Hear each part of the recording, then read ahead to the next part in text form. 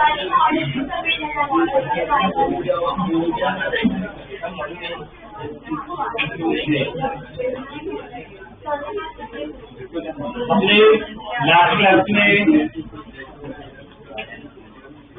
Last class में flotation, buoyancy वो सब स्टडी कर लिया था, ठीक है। हमने अभी तक जो स्टडी किया था उसमें फ्लूइड जो लिक्विड था वो है ना रेस्ट पे था, बस ऐसे वेसल में रखा हुआ था। अब अगर हम फ्लो की बात करें,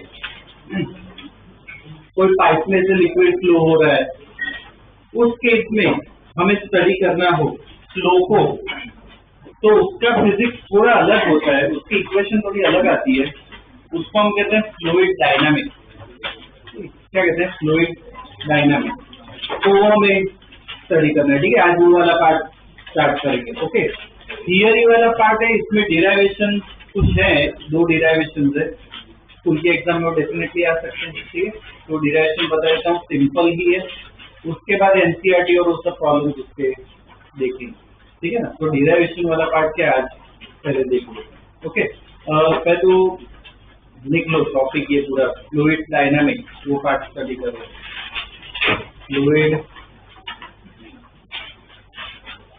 fluid dynamics,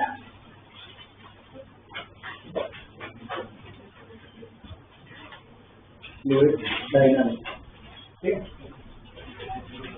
fluid dynamics, okay. अब सबसे पहले ना फ्लो हम स्टडी करें तो फ्लो जो है, बहुत सारे टाइप के फ्लोज आते हैं अलग अलग। कोई लिक्विड या गैस फ्लो होता है ना, बहुत सारे अलग अलग टाइप के फ्लो आते हैं। कुछ हमें डिस्कस करने, एग्जाम्पल एक दूसरा, जैसे कैंडल है, ठीक है। कैंडल जो स्मोक निकलता है या कोई वो अगरबत्ती है, उससे जो स्मोक निकलता है, ऑब्जर्व किया हो तो शुरुआत में वो स्मोक है ना ऑलमोस्ट स्ट्रेट लाइन में जाता है, स्मूथ फ्लो होता है। उसका नोट किया कि ऐसे रैंडमली ऐसे फैलता है, ऐसे फैलता है। इधर तुम्हें पता है कि यहाँ पे स्मूथली ऐसे ऊपर जा रहा है, पर बाद में रैंडमली कहीं पे भी जा सकता है, जैसे कहीं पे भी जा सकता है। ये फ्लो क्या है? स्मूथ है, प्रेडिक्टेबल है। ये जो फ्लो क्या है? रैंडम है, कहीं पे भी जा सकता है, हम प्रेडिक्ट नहीं कर सकते। तो ये बेसिक है ना, 2 टाइप के फ्लो है। ये जो पार्ट है तो एकदम स्मूथ है, दिखने में भी सेटिस्फाइंग लगता है, इसको हम क्या कहते हैं? Steady flow. ऐसे फ्लो इंट्यूटिवली तुम्हें बताओ, देखने में जो अच्छा लगे, स्मूथ लगे ना, उसे क्या कहते हैं? स्टेडी। जो रैंडम फ्लो होता है ऐसा, इसे कहते हैं, पता है नाम पता है क्या कहते हैं? Turbulent flow. क्या कहते हैं? टर्ब्यूलेंट फ्लो, ठीक है। अभी बहुत सारे ऐसे एग्जाम्पल है। सपोज ऐसे लिक्विड फ्लो हो रहा है, कोई एकदम स्मूथ लिक्विड फ्लो हो रहा है, एयर भी मान सकता है, ये बस मैं एरोस बना रहा हूँ, फ्लो है एकदम स्मूथ फ्लो, अच्छा फ्लो हो रहा है, ठीक है। अब ये ऐसे बहुत सारे यूट्यूब पे वो अवेलेबल भी है कि सपोज ऐसे एयर जा रही हो, एयर तो हमें दिखेगी, तो क्या करते हैं उसकी जगह ना स्टीम पास करवाते हैं। स्टीम तो हम देख सकते हैं व्हाइटिश, ठीक है। तो इसमें क्या लगता है, इधर ये एक ऑब्स्टेकल है, ये ऑब्स्टेकल है, एक ऑब्जेक्ट आ गया बीच में, क्या लगता है उसके बाद ऐसे थोड़ा ऊपर से जाएगा, ठीक है। ये पार्ट ऐसे फ्लो होगा, जैसे नीचे से चला जाएगा, इसमें वापस ऐसे स्मूथ हो जाएगा। क्या होता है? यहाँ पे भी ऐसे कर्व फॉर्म होने चालू हो जाता है, फॉर्म होने चालू हो जाता है। मतलब यहाँ पे ये कौन सा फ्लो है? स्टेडी। क्या होगा इधर? टर्बुलेंट में कन्वर्ट, ठीक है। तो बेसिकली क्या है, 2 टाइप के फ्लो आते हैं, स्टेडी फ्लो और टर्बुलेंट फ्लो। स्टेडी फ्लो क्या होता है? स्मूथ होता है, सेटिस्फाइंग होता है, प्रेडिक्टेबल होता है। टर्बुलेंट क्या होता है? रैंडम, ठीक है, दिखने में भी अच्छा नहीं होता, ठीक है, नहीं दिखता है। बहुत सारे ऐसे केस आते हैं, ठीक है। ये कभी किसी ने ऑब्जर्व किया हो तो, अपने ये सूरत में तापी नदी है, ठीक है, उसमें ब्रिज पे खड़े होके अगर देखा हो, नदी फ्लो और ये ओवरऑल फ्लो है, ठीक है। ऑब्जर्व किया कभी अगर ध्यान से, बीच में ना तो वॉर्टेक्स बनते हैं, छोटे होते हैं, वो भी आगे बनते हैं, तो गोल गोल घूमता है पानी और वो आगे भी जाता है, ये सब है। उसको हम क्या कहते हैं? वोर्टेक्स कहते हैं, छोटे छोटे जो बोलते हैं ना सर्कल, उसे वोर्टेक्स कहते हैं। तो ऐसे फ्लो को, जो सर्कल में फ्लो होता है, ऐसे फ्लो को क्या कहते हैं? सर्कुलर फ्लो या रोटेशनल फ्लो। इसमें ऐसे रोटेशन पार्ट मिलता है, क्या कहते हैं? रोटेशनल फ्लो कहते हैं। तो बहुत सारे टाइप के फ्लो आते हैं, हमें बेसिकली ये दो ही स्टडी करने हैं, स्टेडी और टर्बुलेंट, ठीक है। बहुत सारे ऐसे एग्जाम्पल है, ग्रुप में ना वीडियो डालूंगा दो, लैमिनार फ्लो और टर्बुलेंट फ्लो, बहुत ही अच्छे वीडियोस है यूट्यूब पे, ठीक है। देखने में एंटरटेनिंग भी और सीखने में भी मिलेगा, ठीक है। एज अ फिजिक्स स्टूडेंट तुम्हें अच्छा लगेगा देखने के लिए, ठीक है, समझ में आएगा काफी कुछ, नॉर्मल ऑडियंस से ज्यादा तुम्हें समझ में आएगा, ठीक है। तो लैमिनार मतलब क्या है? जैसे लेयर्स में जा रहे हैं, तो लैमिनार फ्लो भी बोल सकते हैं, ठीक है ना, स्मूथ होता है, देखने में अच्छा लगता है, ठीक है। तो इसके अलग अलग वीडियोस है। ये पता हो तो जो प्लैनेट है सैटर्न, पता है वो सॉलिड नहीं है, जैसे अर्थ सॉलिड, सैटर्न जो क्या है? Gaseous planet. रॉकी प्लैनेट जो है वो शुरुआत के ही है, मर्क्यूरी, अर्थ, वीनस, मार्स, वो सब क्या है? Rocky planet. उसके बाद जो प्लैनेट्स आते हैं उनको क्या कहते हैं? गैस जायंट्स कहते हैं, वो गैस के बने। हाई ये सर्च करोगे गूगल पे कि HD फोटोज या वीडियोज ऑफ जुपिटर, सैटर्न, उसमें ना पूरे ऐसे वोर्टेक्स जाते हैं, तो वोर्टेक्स जाते हैं जुपिटर के सरफेस, देखना बहुत अच्छे क्लियर फोटोज है, ठीक है, बहुत ही अच्छे होते हैं, ठीक है। वो कौन सा फ्लो है? टर्बुलेंट, जो वोर्टेक्स वो सब बने एक लाइन में सिंगल अच्छा फ्लो, उसे क्या कहते हैं? स्टेडी फ्लो कहते हैं, ठीक है। तो ये हमें स्टडी करना है। क्या लगता है कौन सा इजी है स्टडी करना? स्टडी इजी होता है, जो प्रेडिक्टेबल। टर्बुलेंट स्टडी करना है ना, बहुत मुश्किल है। अपने सिलेबस में कौन सा फ्लो है? टर्बुलेंट में, बस पता होना चाहिए क्या, ठीक है। तो पहले इसके बारे में थोड़ा लिखवा देता हूँ, डेफिनेशन लिखो। स्टेडी फ्लो, स्टेडी फ्लो, उसमें पहले स्टेटमेंट लिख लो, the flow is said to be steady, the flow is said to be steady if at any given point, if at any given point, if at any given point the velocity of each particle, the velocity of each particle, the velocity of each particle passing through that point, passing through that point, passing through that point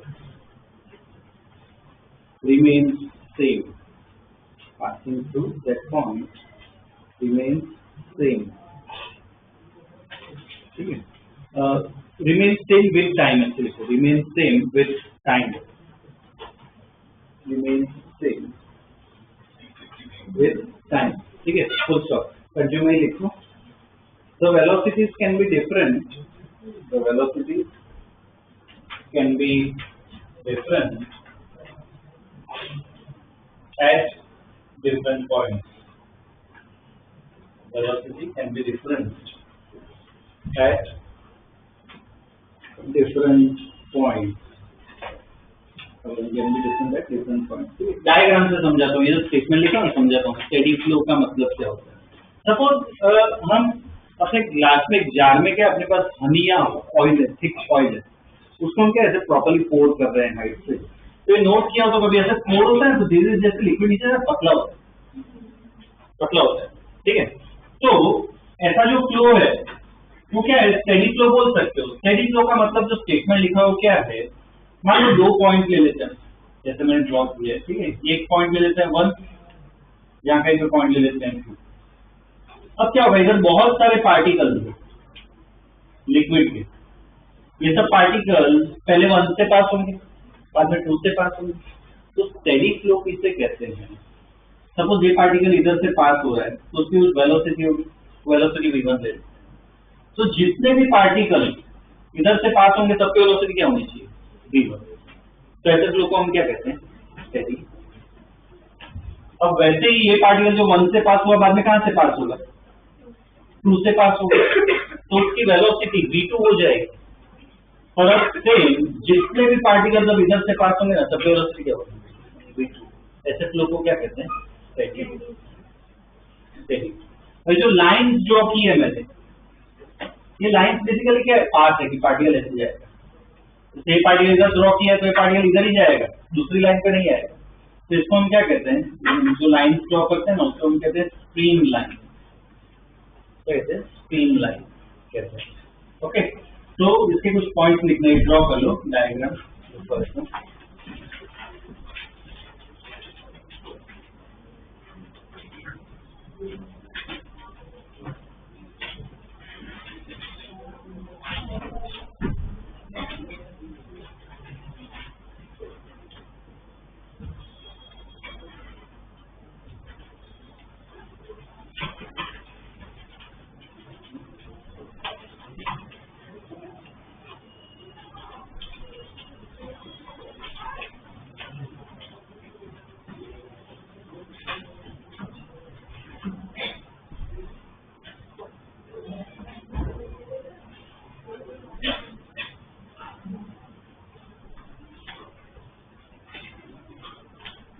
चलिए draw statement diagram के बाजू में नीचे ही लिखो, all particles passing through point 1, all particles passing through point 1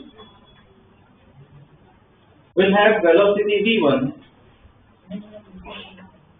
all particles passing through point 1 will have velocity v1, and on passing point 2 and on passing point 2 and on passing point 2 velocity will become v2, velocity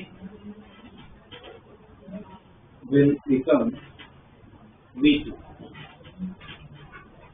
ठीक है, बस इसके ऐसे कुछ points लिखने हैं। ठीक है, ये थियरी वाला पार्ट है। ठीक है ना, अब सपोज पार्टिकल यहाँ कहीं पे, एक पार्टिकल इधर है, इसकी मुझे वेलोसिटी जाननी हो।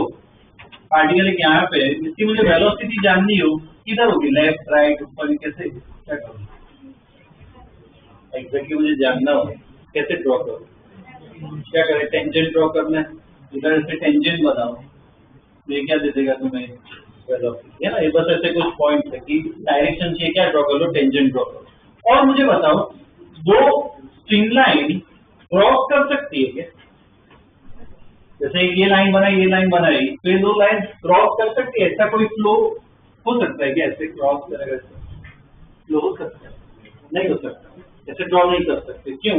ये लाइन क्या बोल रही है? पार्टिकल इधर जाता है। ये लाइन क्या बोल रही है? पार्टिकल इधर जाता है। ऐसा तो नहीं, पार्टिकल एक ही जगह जाता है। तो स्ट्रीम लाइन क्या है? कभी क्रॉस नहीं कर सकते। ये सब पॉइंट्स है, ये पॉइंट्स हमें पता होना चाहिए। ठीक है, लिखते जाओ। Tangent drawn at a point on the streamline, tangent drawn at a point on the streamline,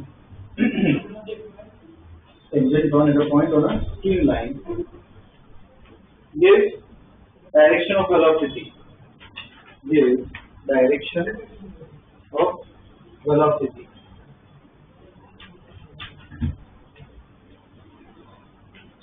This direction of velocity. Okay. Next statement. Two streamlines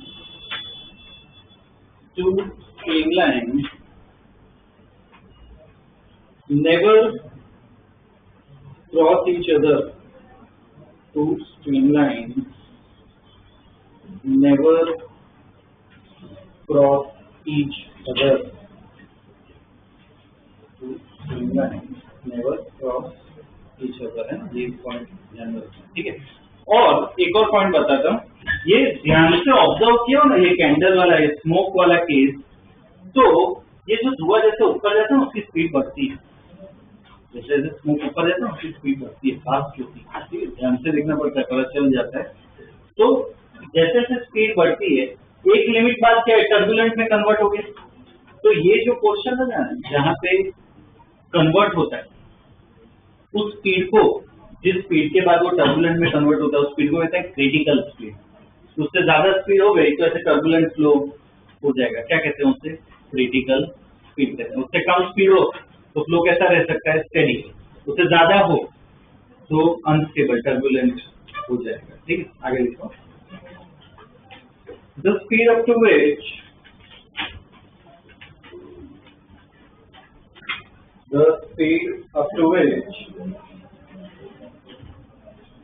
the fluid flow remains steady. Fluid flow remains steady. Fluid flow remains steady. It's called critical speed. It's called critical speed. Critical speed. ठीक है। अब definition लिखो, turbulent flow. Turbulent flow, ठीक है, steady के बारे में लिखा। अब लिखो टर्बुलेंट फ्लो। पहले स्पीड क्या होगी उसमें, टर्बुलेंट में स्पीड क्या होगी, क्रिटिकल से क्या होगी, ज्यादा, और स्टेबल होगा अनस्टेबल होगा, अनस्टेबल। ठीक है ना, लिख लो। When the speed of particle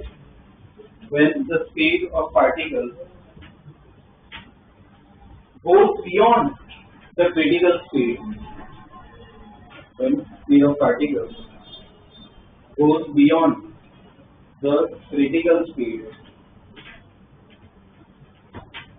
the flow loses its steadiness. The flow loses its steadiness. The flow loses its steadiness and becomes unstable.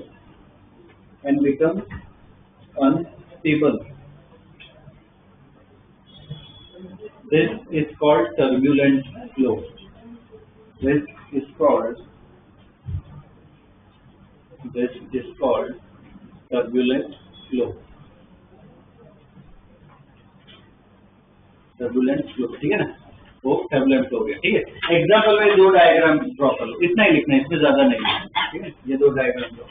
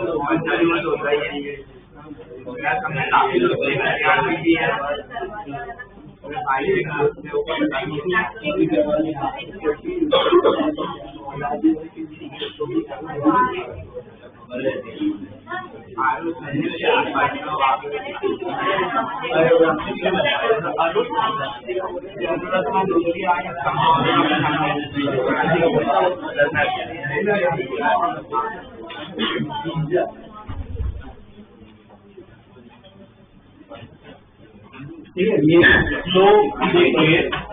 अब इसको स्टडी करना है हमें, प्रॉब्लम सॉल्व करने को, तो अपने पास क्या इक्वेशन होनी चाहिए। दो टाइप की इक्वेशन यहाँ पे आती है, ध्यान रखना। एक तो कहते हैं इक्वेशन ऑफ कंटिन्यूटी, और दूसरी जो है वो बर्नौलीज प्रिंसिपल है। दो इक्वेशन आती है, वो दो हमें स्टडी करनी है, डिराइवेशन उसका देखना है। ठीक है, तो पहले वो देख लेते हैं। लिखो equation of continuity, equation of continuity.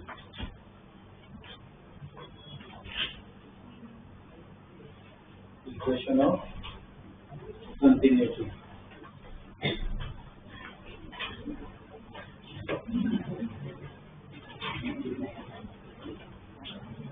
Equation of continuity. ठीक है, पहले बेसिक आइडिया देता हूँ, बाद में डिराइवेशन देखते हैं।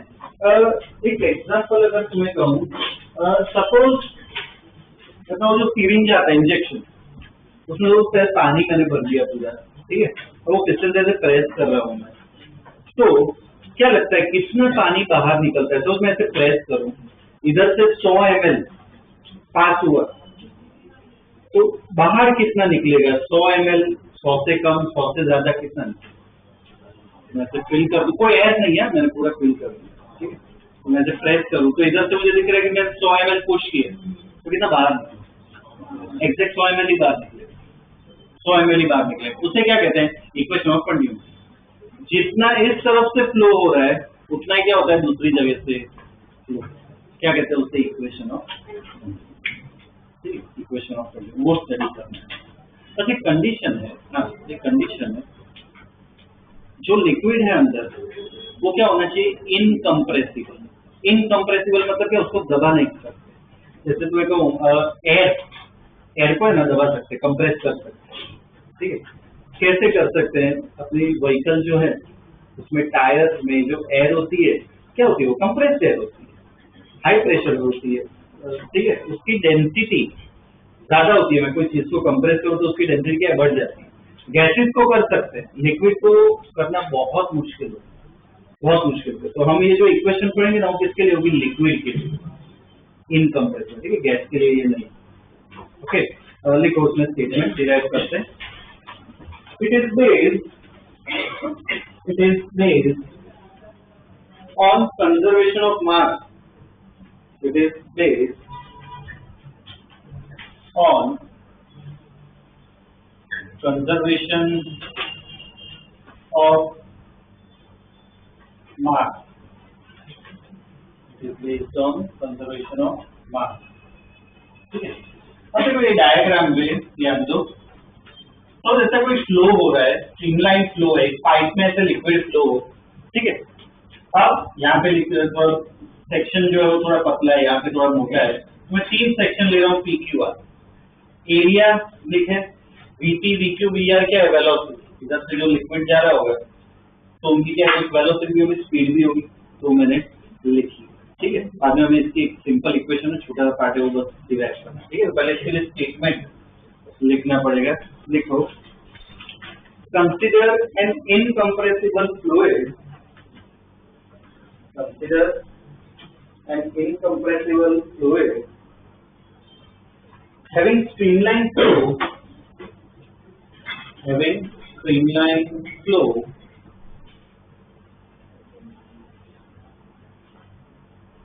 through the region PQR, through the region PQR, ठीक है। ड्रॉ करो डायग्राम।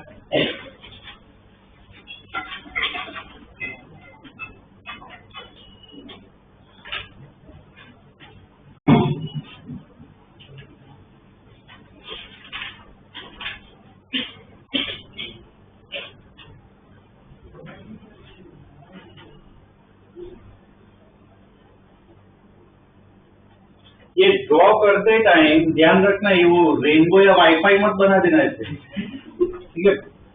एक तरफ से पतला, एक तरफ से मोटा, ऐसे फ्लो प्रॉपर होना चाहिए, ठीक है।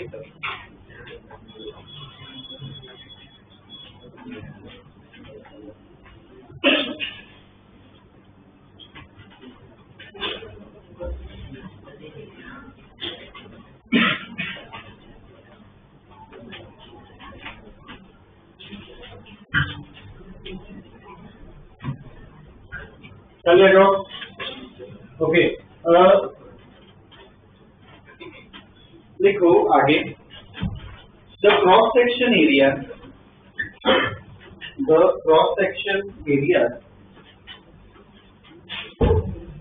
and velocities of the particle cross section area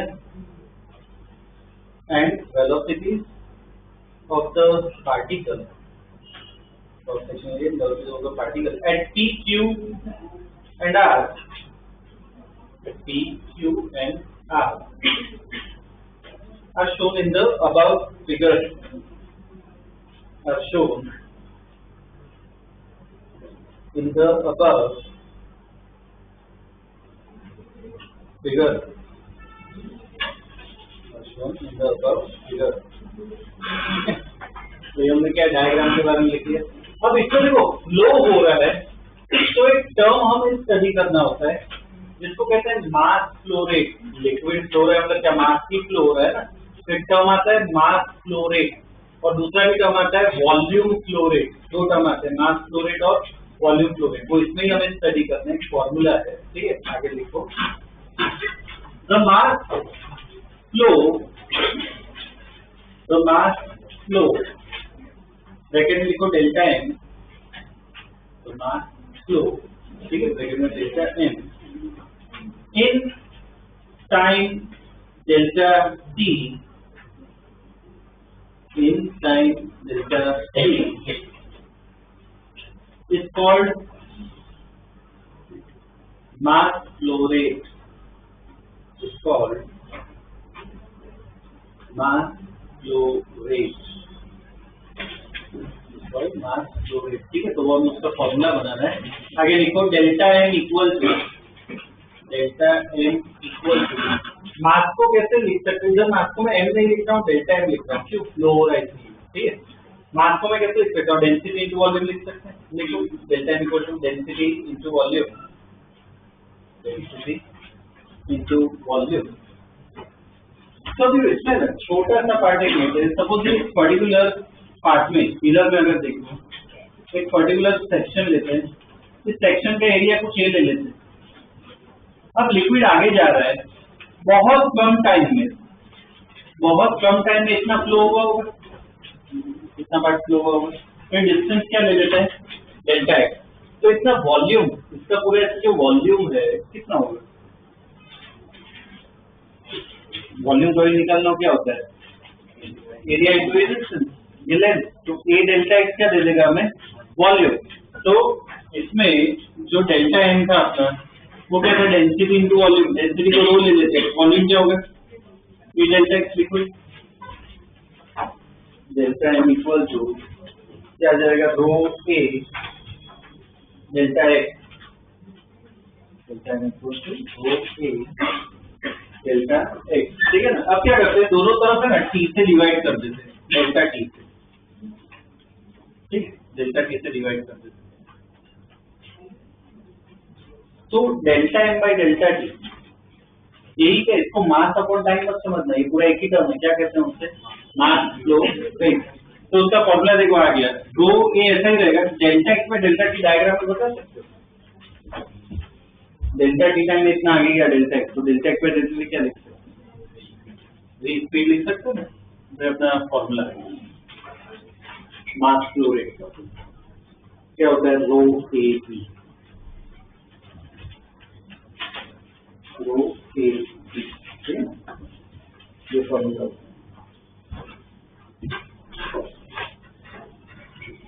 ठीक है,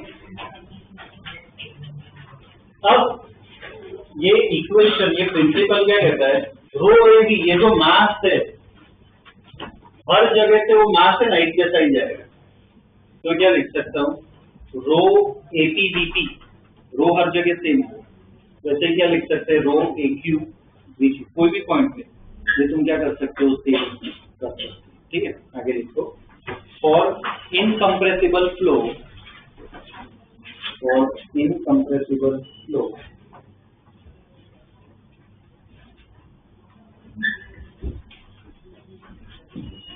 वैसे rho A P B P equal to rho A Q B Q equal to rho A R B R. तो रो कैंसल,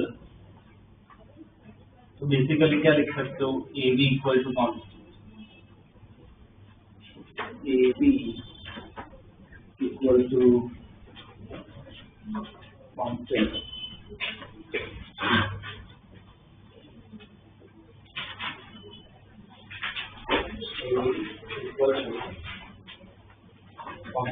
ठीक है ना।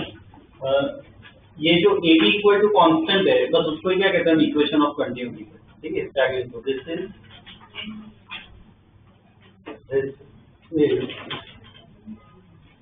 called equation of continuity.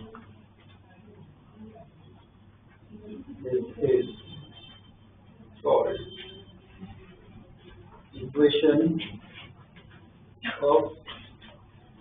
continuity. अब देखो इसको है ना लिखना कैसे है, मैं बेटर स्टेटमेंट लिख रहा हुआ काम आएगा, प्रॉब्लम्स में काम आएगा, और उसमें स्कूल के उसमें तो लिख ही सकते हो ना, प्रॉपर काम आएगा उसमें। ठीक है, 2 पार्ट ऐड करना, दोनों में काम आने वाला में देखो, पर आगे कंटिन्यूएशन में लिखो। It states that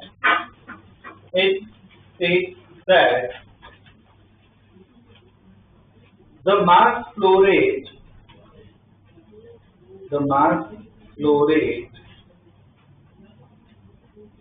entering a junction,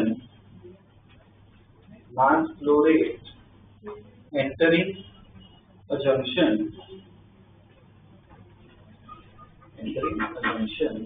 is equal to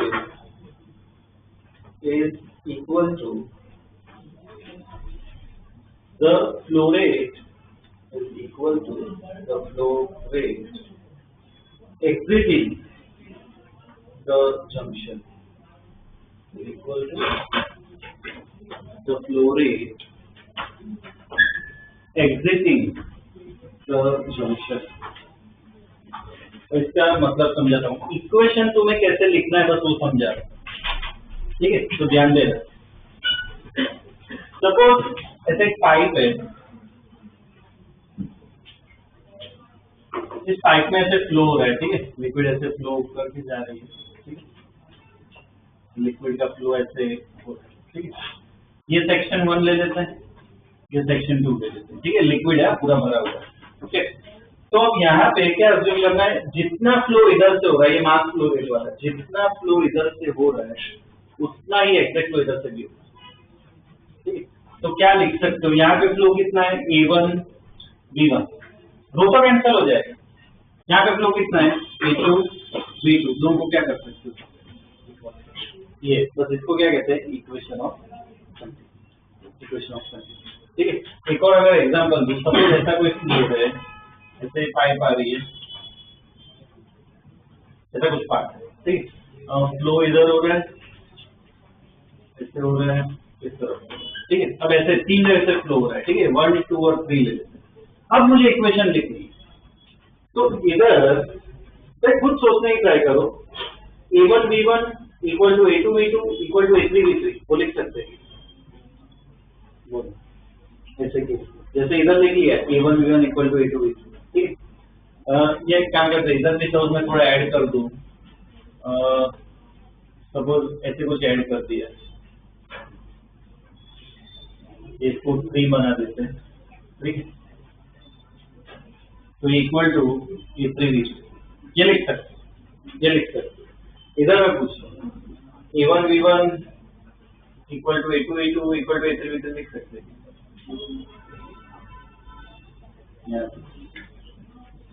कोई फर्क समझना क्या, इधर पूरी एक ही पाइप है, तो शेप चेंज हो रहा है, इधर पूरी एक ही पाइप है, यहाँ पे एक पाइप नहीं, मल्टीपल पाइप। तो इसमें इसलिए मैंने वो दूसरा जो लास्ट स्टेटमेंट लिखा वो काम कर, ये जो है ये नहीं लिख सकते, ये नहीं। क्या करो, जंक्शन मतलब क्या है, यहाँ पे मिले। तो ये लॉ क्या कहता है, ये प्रिंसिपल क्या कहता है, जितना लिक्विड जितना फ्लो एंटर हो रहा है ना उतना क्या होता है, एग्जिट होता है। ये दिमाग में रखना। मेजोरिटी तुम्हारे साथ जितने सारे स्टूडेंट्स पढ़ रहे हैं, मैं गारंटी देता हूँ अपने एक्सपीरियंस से 70 to 80% स्टूडेंट्स जो होते हैं ना, उनको क्या अगर मैं पूछूं इक्वेशन ऑफ कंटिन्यूटी क्या है, तो ये बोलते हैं और हमें प्रॉपर इसका मीनिंग पता होना चाहिए। क्या याद रखना, जितना फ्लो एंटर होता है उतना क्या होता है।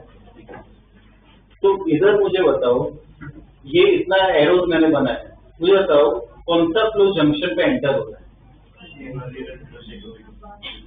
तो कौन से फ्लो जंक्शन पे एंटर हो रहे हैं? 1 और 2 ये एंटर हो रहा है, जंक्शन की तरफ आ रहा है, एग्जिट कौन कर रहा है? सही, उससे जुड़ जा रहा है तो एग्जिट कर रहा है। तो क्या आएगी इक्वेशन? कितना टोटल एंटर कर रहे हैं? A1 V1 plus A2 V2 और एग्जिट कितना कर रहे हैं? ये ध्यान रखना, ठीक है। इसलिए वो टर्म लास्ट वाला स्टेटमेंट का बहुत इंपॉर्टेंट है, उसको अंडरलाइन कर लिया लास्ट वाले स्टेटमेंट को, और ये दोनों लिखो।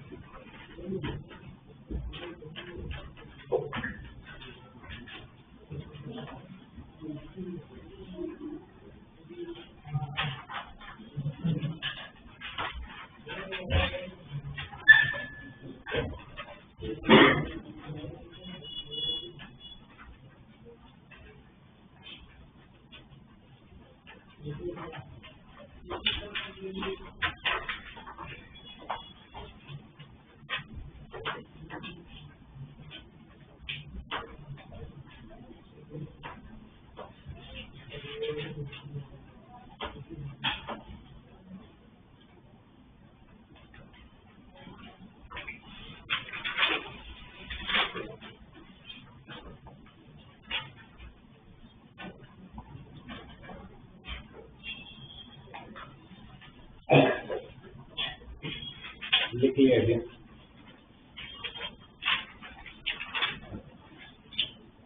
ठीक है, ये हमने क्या स्टडी किया? Equation of continuity. ठीक है, एक और डिराइवेशन है, उन्होंने देखना है। ठीक है, नेक्स्ट लिखो, ये अपना पार्ट एक हो गया। अच्छा, इसमें एक पार्ट छोटा सा लिखना भूल गया, एक स्टेटमेंट। ये देखो, मास फ्लो रेट, अगर कोई बोले मास फ्लो रेट निकालो, मतलब क्या? रो ए बी पूरा, सिर्फ ए बी लिखे ना, तो उसे क्या कहते हैं? Volume flow rate. Volume flow rate, ठीक है, वो ध्यान रखना। तो लिख लो, इसके आगे एक स्टेटमेंट है, the volume flowing through a section, the volume flowing through a section, volume flowing through a section per unit time, per unit time, volume flowing through a section per unit time is called volumetric flow rate. It's called volumetric flow rate. Called volumetric flow rate. ठीक है, bracket में लिख लो capital Q, वो उसका symbol होता है, capital Q। तो Q की इक्वेशन क्या है? कोई पूछे वॉल्यूमेट्रिक फ्लो रेट निकालो, मतलब ये Q इक्वल टू क्या होता है? AB। लिख लो, Q इक्वल टू क्या होता है? AB। ठीक है ना, flow rate, volume flow rate पूछे तो AB। ठीक है, मुझे ऐसा यूनिट बता सकते हो इसका? ऐसा unit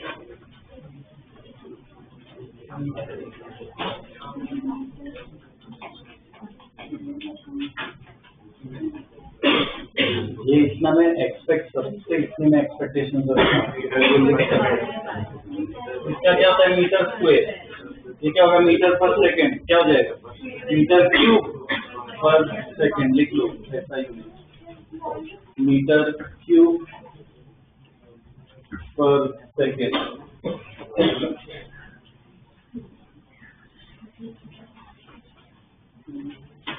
metre cube per second. ठीक है, अब लिखो नेक्स्ट, बर्नौलीज प्रिंसिपल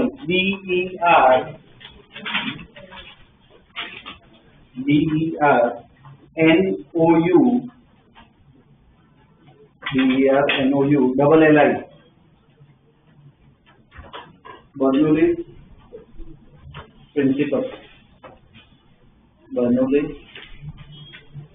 प्रिंसिपल ठीक है, ये स्टडी करना है। बर्नौलीज अभी हमने पहले जो लगाया वो क्या है, बेसिकली कंजर्वेशन जहाँ पर किसका था, मास का था, शुरुआत में लिखा है। इधर एनर्जी भी एक फ्लो होता है, तो एनर्जी भी क्या रहती है, कंजर्व रहती है।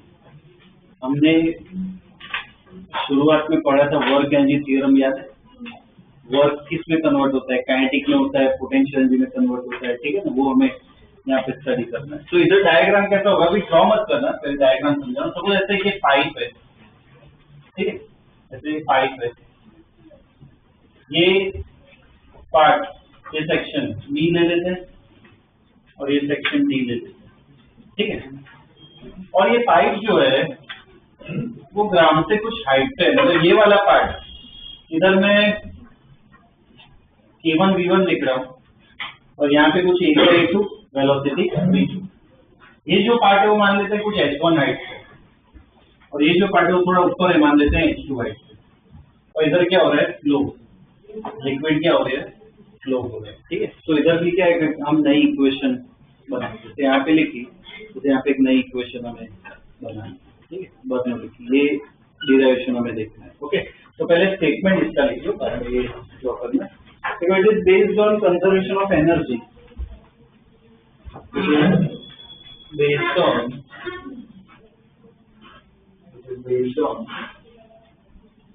conservation of energy. Conservation of energy. ठीक। बाद में नेक्स्ट टाइम देखो, consider N incompressible fluid. Consider an incompressible fluid flowing through a pipe,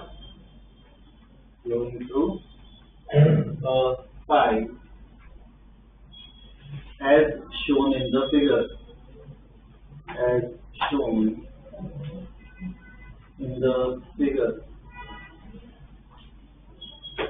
draw कर लो डायग्राम। तो बड़ा ड्रॉ करना, प्रॉपर्ली ड्रॉ करना, इसमें ऐड करेंगे और रिजल्ट।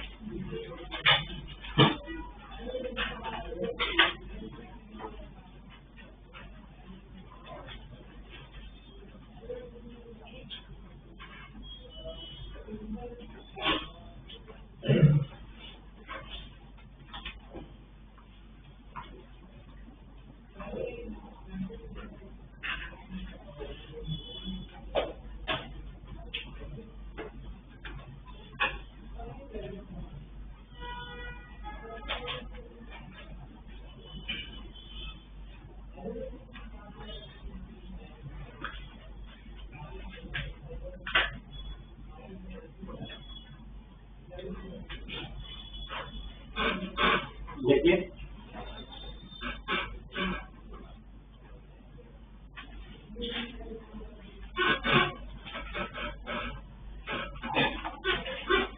अब ये A1 B1 वो सब के बारे में लिखे थे, आगे लिखो डायग्राम के नीचे। The cross section at B, the cross section area लिखें, the cross section area at B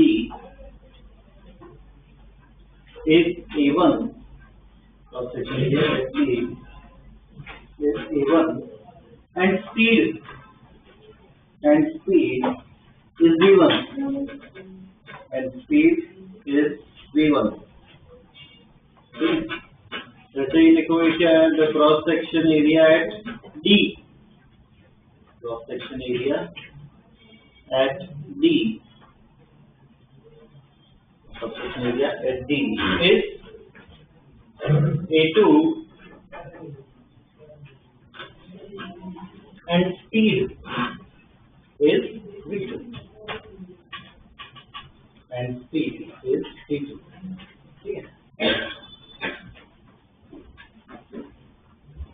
okay, अब इसमें देखो यहाँ पे है ना फ्लो वाला पार्ट, अब मेन डिराइवेशन स्टार्ट होगा। बी से डी के बीच में ये पूरा पाइप फिल्ड है लिक्विड से, पूरा लिक्विड से भरा हुआ है। तो बी से डी में कितना लिक्विड है, कुछ टाइम में इतना ही लिक्विड क्या थोड़ा आगे चला जाएगा, ठीक है। बी से डी के बीच का जो लिक्विड है वो क्या है, थोड़ा आगे चला जाएगा। तो मान लेते हैं जो बी वाला पार्ट है वो थोड़ा आगे पहुंच गया, थोड़ा ही आगे सी पे पहुंच गया, और जो डी वाला पार्ट है वो आगे बढ़ के क्या है ई पार्ट पे पहुंच गया, ठीक है ना। तो इस पार्ट में इतना डिस्टेंस ट्रैवल किया और दूसरे में इतना डिस्टेंस ट्रैवल हुआ, ठीक है। ये एरो डायग्राम में स्टेटमेंट लिखवा लो।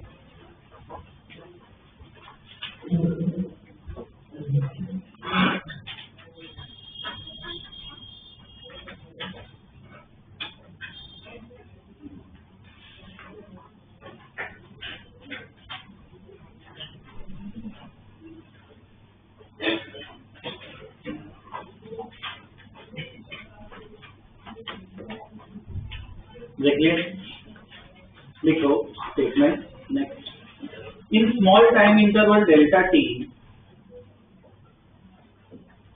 In small time interval delta T, the liquid between section B and D, the liquid between section B and D moves to section C and E, moves to section C and E, moves to section C and E, ठीक है, full stop. The distance moved by the liquid,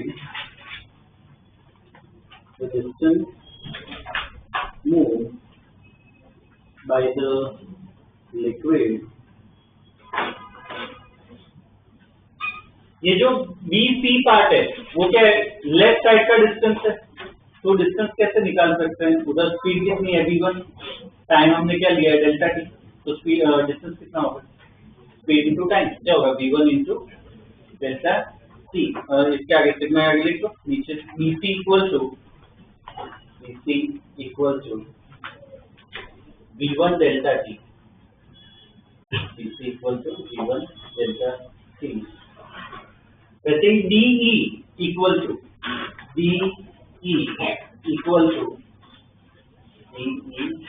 क्या होगा V2 delta, ठीक है, V2 delta, okay.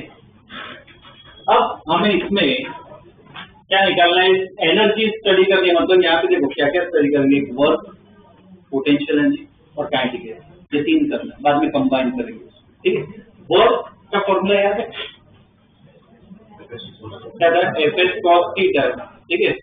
तो यहाँ पे देखो हर जगह फ्लूइड है, इधर जो लिक्विड होगा वो इधर के इस तरफ फोर्स लगाएगा, और यहाँ पे जो लिक्विड होगा भले फ्लो इधर है, यहाँ पे जो लिक्विड होगा इस तरफ दबाएगा, तो ये दोनों फोर्स क्या करते हैं, वर्क करते हैं।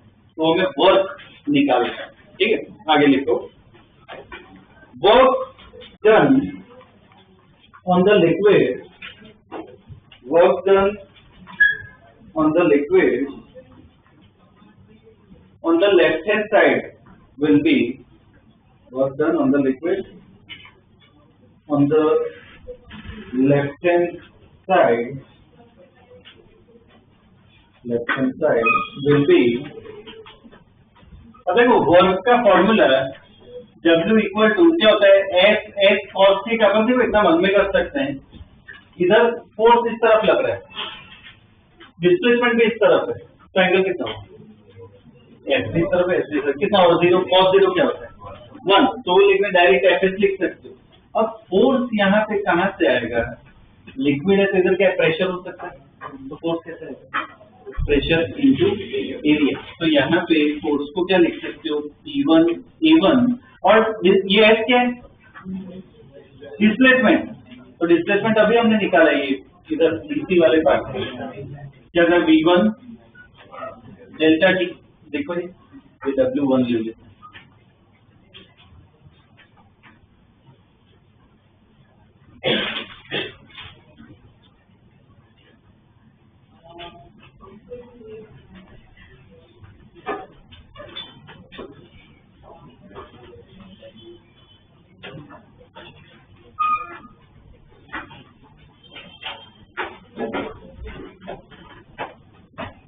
देखिए इसके नीचे लिखो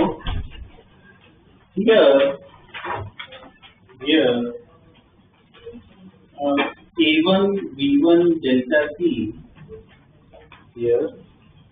A1 V1 delta T equal to, देखो ये किसके बराबर है, ये याद हो तो ये क्या था याद है, ये अभी पता है क्या था, वॉल्यूम फ्लो रेट, मतलब क्या होता है वॉल्यूम अपॉन टाइम, तो टाइम कैंसिल हो गया, क्या बचता है वॉल्यूम, तो इसको डेल्टा वी लिखते हैं, यहाँ पे ब्रैकेट में लिख देना क्या, ये delta capital V volume flow, A1 V1 delta T equal to delta capital we,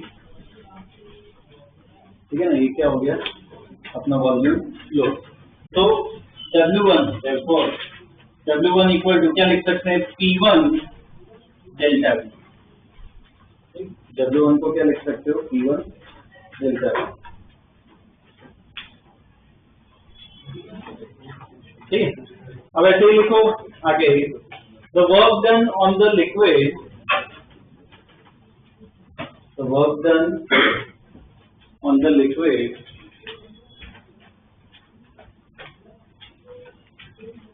on the right side,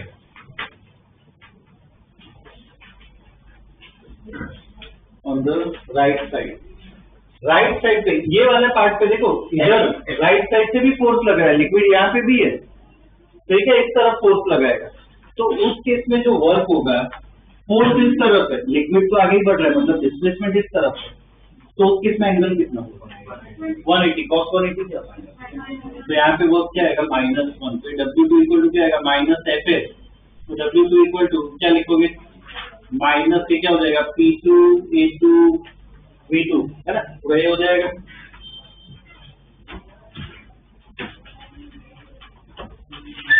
तो ये बस लिख लो पूरा वर्ड, तो इधर से क्या है W2 लिख सकते हैं, W2 equal to minus P2 delta capital,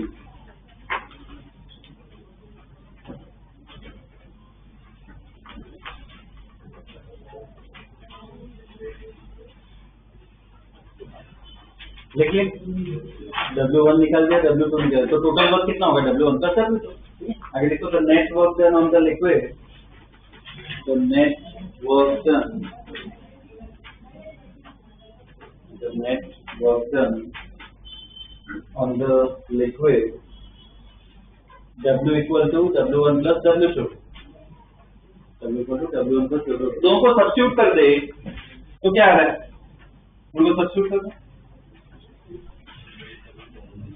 अपना वो एक T1 डेल्टा भी है, ये माइनस P2 डेल्टा भी है, तो क्या होगा, कैसे डेल्टा भी कौन है, मतलब क्या लिख सकते हैं, P1 minus P2 delta V, अपना W आ गया, कहीं पे बॉक्स मत बनाना, अभी तो चल रहा है डिराइवेशन, ठीक है, W इक्वल टू क्या है P1 minus P2 into delta, ये क्या है वर्क है, और अभी मैंने बोला और क्या क्या निकालना है, हमें पोटेंशियल एनर्जी निकालनी है, काइनेटिक एनर्जी निकालना है, तो वो लिखेंगे, आगे लिखो the change in potential energy, the change in potential energy, the change in potential energy will be, the change in potential energy will be, याद हो तो पोटेंशियल एनर्जी का formula delta U equal to क्या होता है mg delta H, तो delta U equal to m की जगह हम यहाँ पे क्या लिखेंगे डेल्टा n,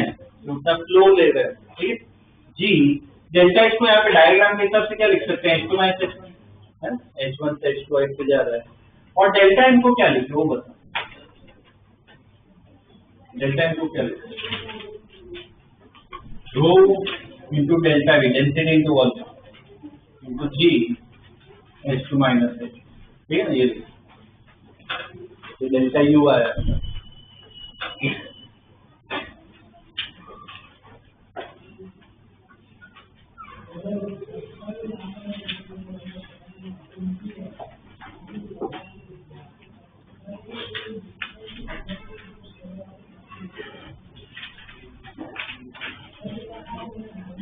देखिए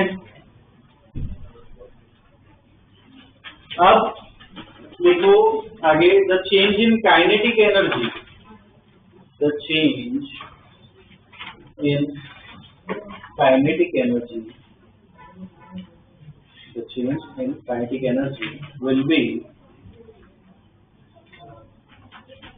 तो डेल्टा के इक्वल टू, तो चेंज इन काइनेटिक एनर्जी क्या लिख सकते हैं, kf माइनस ki, तो ये क्या होगा, half M vf square minus vi square से लिख सकते हैं, कॉमन ले लो तो डेल्टा के इक्वल टू हाफ, ये डेल्टा एम की जगह क्या है, रो डेल्टा वी लिखेंगे, और यहाँ पे क्या आएगा, v2 square minus v1 square, ये अपना डेल्टा ये होगा।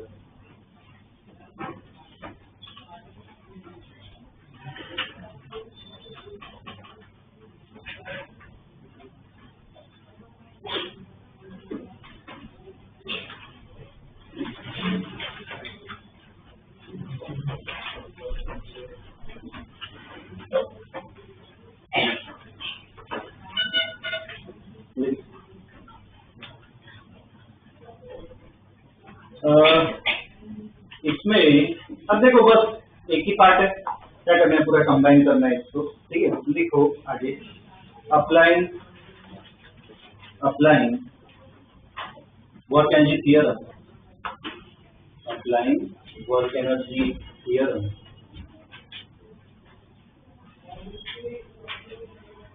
Applying work energy theorem. तो वर्क एनर्जी थियरम अप्लाई करो तो क्या लिखोगे, लिखो W equal to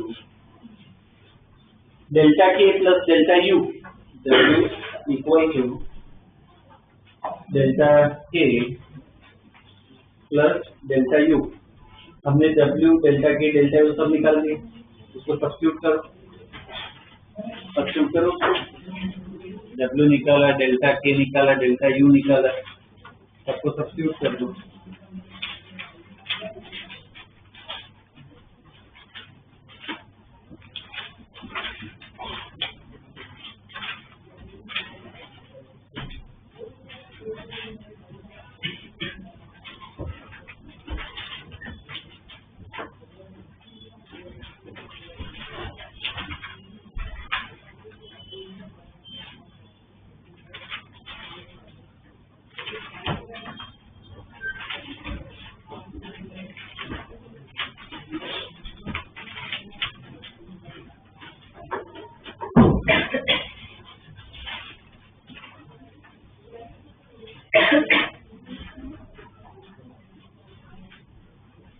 substitute W की जगह क्या आएगा, P1 minus P2 delta V, delta U की जगह क्या आएगा, रो क्या था, रो डेल्टा V G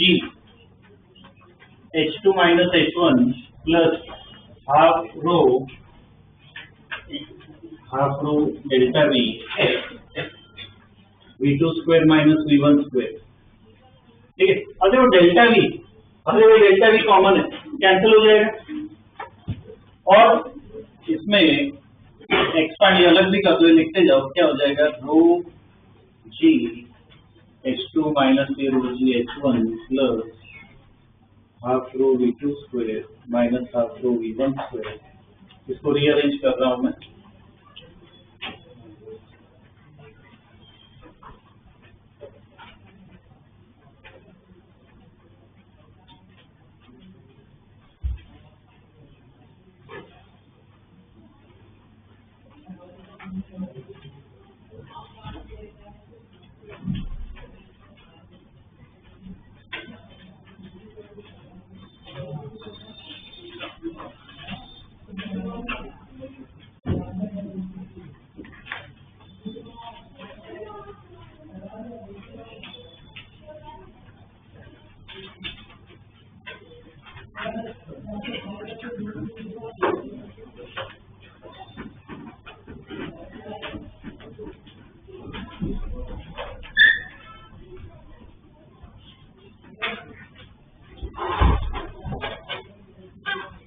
लिखा, ये रीअरेंज किया, वो जिसपे बॉक्स बना ना, वो उस इक्वेशन को बदलो इस प्रिंसिपल पे।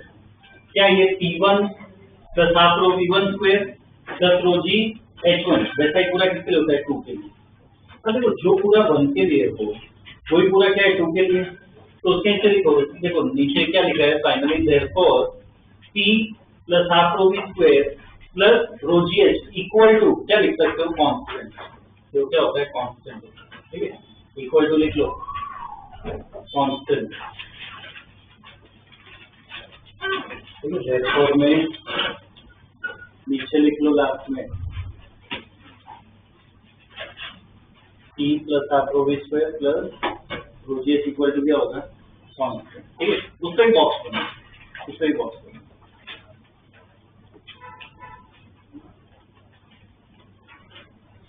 this is called Bernoulli's principle, this is called Bernoulli's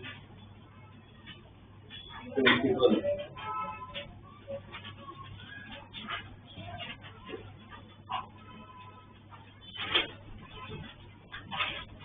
अब इसमें बस इसका ना मीनिंग बता देता हूँ, हर एक का ना मीनिंग पता होना चाहिए, ठीक है। इसके प्रॉब्लम्स नेक्स्ट क्लास में देखेंगे हम, ठीक है, क्योंकि इसके पूरे डिराइवेशन जो क्या कहते हैं स्टेटमेंट पूरे अलग से होंगे, प्रॉब्लम स्टेटमेंट, और मीनिंग पता होना चाहिए उतना मैं अभी बता देता हूँ पूरा, ठीक है। तो वो ढंग से लिखो, इधर पी क्या होगा, पी क्या है प्रेशर है, ठीक है ना, तो लिख लेना हो, पर किसका प्रेशर, लिक्विड का, लिखो इसके नीचे लिख लेना here P equal to pressure of the liquid, pressure of the liquid, ठीक है। ये दूसरा जो टर्म है हाफ रो वी स्क्वायर वाला, हाफ एम वी स्क्वायर क्या होता है, तो इसका मन में कर सकते हो half M V square divide by volume, divide by volume करो, मास अपॉन वॉल्यूम क्या होगा डेंसिटी, मतलब ये मिलके हाफ रो वी स्क्वायर, मतलब ये हाफ रो वी स्क्वायर क्या है काइनेटिक एनर्जी अपॉन वॉल्यूम, तो उसे क्या कहते हैं काइनेटिक एनर्जी पर यूनिट वॉल्यूम, ठीक है। तो ये हाफ रो वी स्क्वायर क्या दिखाता है काइनेटिक एनर्जी दिखाता है, पर क्या पर यूनिट वॉल्यूम, लिखो half rho V square equal to, half rho V square equal to kinetic energy per unit volume, kinetic energy per unit volume, kinetic energy per unit volume, रोजीएच बता सकते हो, pressure हमने याद हो तो पता है शुरुआत में पढ़ा था, प्रेशर का फॉर्मूला क्या था रोजी एच, पर ये बहुत बड़ा कंफ्यूजन है, जो हमने पहले पढ़ा था रोजी एच वो क्या था, वो एकदम सही हो प्रेशर था, तो वो प्रेशर किसका था लिक्विड कॉलम का, यहाँ पे लिक्विड कॉलम क्या था, यहाँ पे तो फ्लो हो रहा है, रोजीएच वाला पार्ट कुछ और है, यहाँ पे एच देखो क्या है हाइट है, क्या है पोटेंशियल है पर यूनिट वॉल्यूम, ध्यान रखना है बहुत इंपॉर्टेंट है, ठीक है, लिख लो रोजीएच इक्वल टू क्या है पोटेंशियल एनर्जी पर यूनिट वॉल्यूम, पोटेंशियल एनर्जी पर यूनिट वॉल्यूम, ठीक है। बस एक दो पॉइंट्स और लिखवाने, लिखो इसके नीचे Bernoulli equation assumes, Bernoulli's equation assumes that no energy, Bernoulli's equation assumes that no energy is lost due to friction, no energy is lost due to friction, the liquid is non-viscous, the liquid is non-viscous, V-I-S-C-O-U-S, viscous, the liquid is non-viscous and incompressible,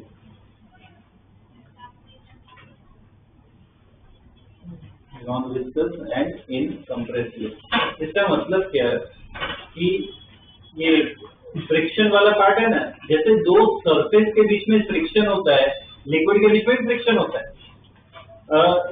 Honey पोर करे और water पोर करे, कौन सा easily बहता है, water easily बहता है, हनी धीरे बहता है, क्यों, हनी में अंदर लेयर्स में क्या रखता है फ्रिक्शन, बस हम फ्रिक्शन वर्ड यूज नहीं करते हैं, हम क्या कहते हैं विस्कोसिटी, कि हनी की विस्कोसिटी ज्यादा है, वाटर की क्या है कम। तो जो ऐसा फ्लूइड होता है उसे विस्कस कहते हैं, तो हम यहाँ पे विस्कोसिटी कंसीडर नहीं करते, तो इसलिए हमने फ्लूइड को क्या लिया है, नॉन फ्रिक्शन नहीं, ठीक है। और फ्लो हम कैसा मानेंगे, इधर स्टेडी, टर्बुलेंट नहीं चलेगा, टर्बुलेंट हो तो क्या है टाइम के साथ भी चेंजेस आते हैं, ठीक है, तो वो भी एक लिख लो। Bernoulli's equation can't be applied. Bernoulli's equation can't be applied to turbulent flow. Bernoulli's equation can't be applied to turbulent flow because velocity and pressure can change with time. Because velocity and pressure can change with time. Velocity and pressure can change with time. ठीक है, तो अपने derivation से okay next class के problems कर लेंगे। मैंने एक होमवर्क दिया है छोटा सा, तो डीपी के प्रॉब्लम्स करके आना, जो करके लाए डाउट हो तो रुको वरना जा सकते, जो मेजोरिटी चले जाएंगे है ना, बाकी का पार्ट भी कर लेना जो ठीक करवाया था, ये जिसको डाउट है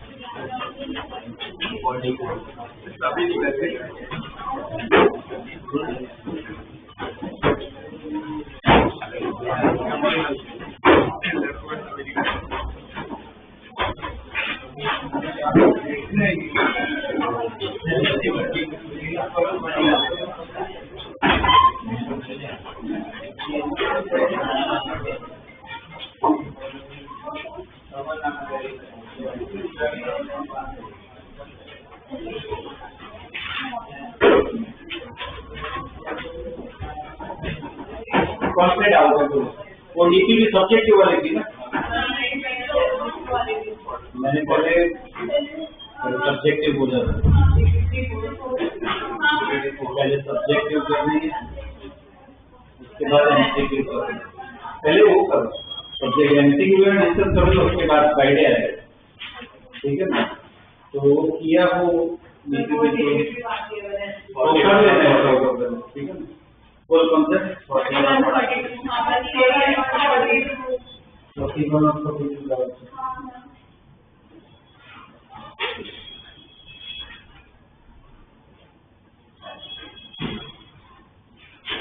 actually 41 में diagram proper then clear है,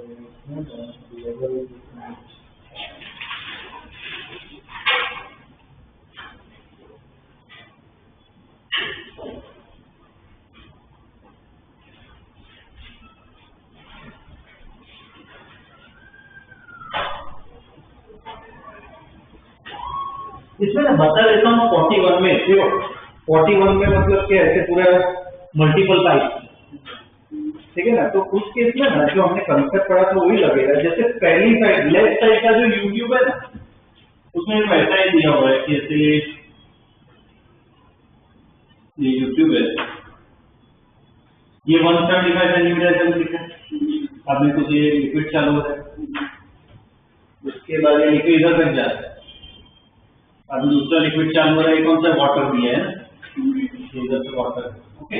हाँ तो इसमें कौन सा इधर प्रेशर लिक्विड कर सकते हो, ये दो पॉइंट पे नीचे लिक्विड सेम है, तो यहाँ पे प्रेशर सेम कर सकते हो, इधर प्रेशर तो P1 लिखो, वो P1 किसके बराबर होगा, इतने पार्ट में क्या है वाटर है, तो इतने पार्ट का क्या होगा रो जी एच, और ये एक से मतलब इधर भी प्रेशर होता है, तो ये इधर गैस है तो इसका भी प्रेशर होगा, तो P1 जो है वो क्या होगा, ये रो जी एच इतने पार्ट का प्लस ये P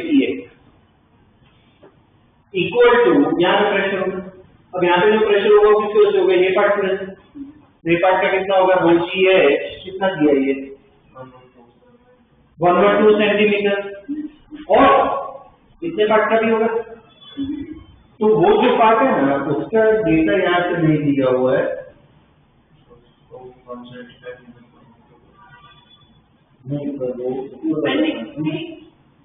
एक काम करो, देखो इसके ऊपर कुछ आइडिया नहीं है, तो इधर जो प्रेशर होगा क्या है, वाटर का ही प्रेशर होगा, तो इतने पार्ट को इधर ना कुछ प्रेशर कुछ P0 ले लो, हमें नहीं पता है कि वो कितना, तो वो प्रेशर क्या ले लो P0, तो यहाँ पे जो प्रेशर होगा वो क्या होगा, इतने पार्ट का रोजी है प्लस P0, ठीक है।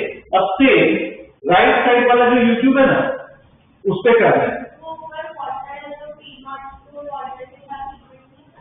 इक्वेट नहीं करेंगे, नहीं इक्वेट नहीं, ये जो P0 है वो पूरा प्रेशर आ गया, वाटर का भी कॉलम का भी पूरा प्रेशर आ गया, इक्वेट नहीं करेंगे।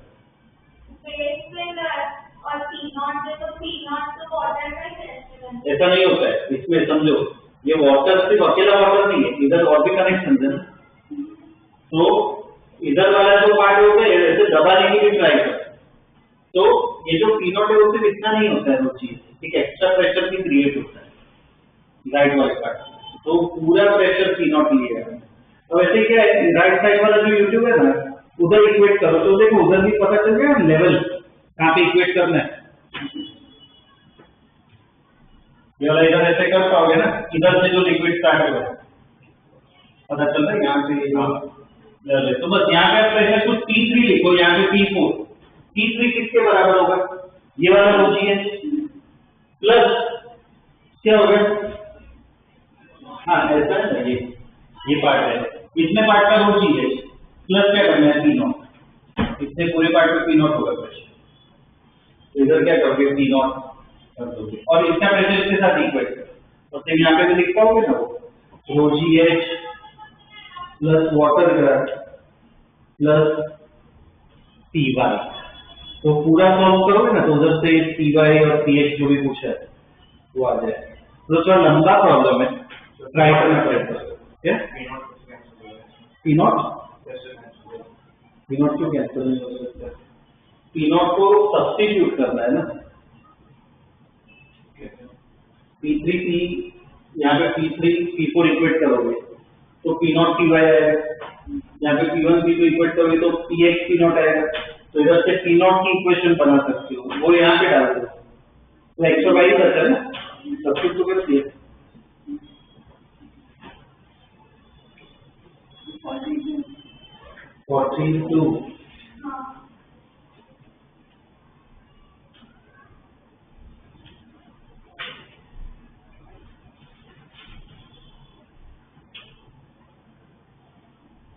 ओके, और इसमें दिया हुआ है कि एक क्यूब है वूल का और उसके ऊपर 200 ग्राम रखे तो क्या वो जस्ट फ्लोट कर रहा है, तो क्यूब का मास m ले लेते हैं, डेंसिटी रो ले लेते हैं, साइड l ले लेते हैं, तो पहले केस में क्या है कि क्यूब जस्ट फ्लोट कर रहा है, ऐसा केस इसके ऊपर वो 200 ग्राम रखा हुआ है वेट, इसका मास क्या है m, तो इस केस में FBD कैसा होगा, नीचे क्या होगा mg, पर m कितना होगा m plus 0.2 into G equal to क्या होगा FB, FB का किसके बराबर होगा, फॉर्मूला याद है ना, रो एल बी मतलब क्या है क्यूब इंटू जी, ठीक है। देवर से ज्यादा परीक्षा नहीं आती है कि मैं तुम आज कर देता हूं, कौन देवर से लगाओ बोलो, एक्चुअली में हमें प्रैक्टिकल एग्जाम है, तो एक्सपेरिमेंट फिर बाद में दो एक बार, फिर ऐसे तो कंटिन्यू होते रहेगा, देने की ट्राई करो यार, ये इक्वेशन हो गई, ठीक है, जी तो कैंसिल हो जाएगा, जैसे वाटर पता है, ठीक है, और इसको एक काम करते हैं, वैसे ही रखें। अब क्या दिया हुआ है, ये मास हटा दे तो क्या ये 2 सेंटीमीटर ऊपर जाता है, तो इस केस में इक्वेशन क्या होगी, नीचे क्या रहेगा, एनर्जी लगने वाला इक्वल टू, इधर एफ भी क्या लेना है यार, तो कितना, इतने ही पार्ट का वॉल्यूम, तो इक्वेशन दो, इतने पार्ट का वॉल्यूम जो होगा L square into L minus 2, समझा सकते हैं ये तो इनको क्या करना है जी, और ये दो इक्वेशन को सॉल्व, इधर से एम आ गया, एम को यहाँ पे डाल दो, पूरा सॉल्व करोगे एल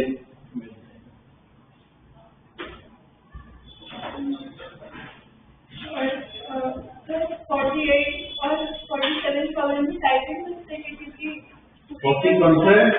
48 में पूछा volume and the strain, tension हाँ तो अंदर टेंशन वो भी और ऐसे मतलब वही है ना, ऐसे वॉल्यूम एंड स्ट्रेन ऐसे निकालने की बात नहीं है।